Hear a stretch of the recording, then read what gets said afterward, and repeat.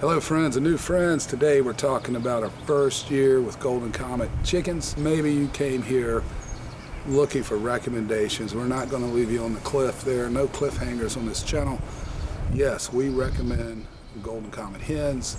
So let's go over there to the chicken coop and I'll explain why. Well, let's start at the beginning. We got these birds middle of December in 2021.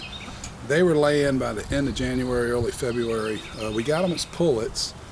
And Golden Comets, they tend to start laying earlier than most breeds. So that's the first reason we recommend them. They will start laying quickly. Number two is the frequency. In most of the year, they're laying one egg per bird per day. Okay, so for us, that's 2 eggs a day. Only exception was in July of 2022. We had some super hot weather, and there was 6 to 8 days where it was only 1 egg for 2 birds.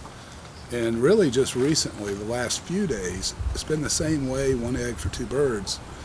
But we've had some really low overnight temperatures, 20s and even down in the teens. So I suspect that's got something to do with it. Now the third reason is very docile, friendly, so there's no fighting going on. Of course, we only have Golden Comets, but they're really chill birds, friendly birds, and they don't make a whole lot of noise unless they, hey, bring me some water. Recently, they've been hollering for their mealworms.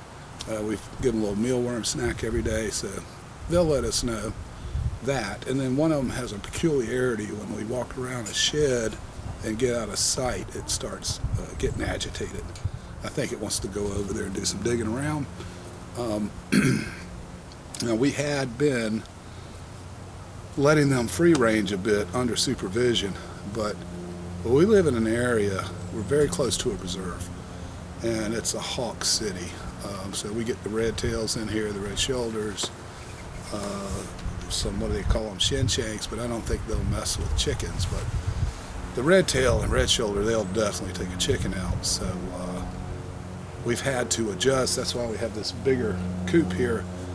We started with that little thing inside there, little run and a little house, and that's not big enough. But we figured that's just where we're going to keep them in the evenings. Well, most of the time, but we let them get out in, free range.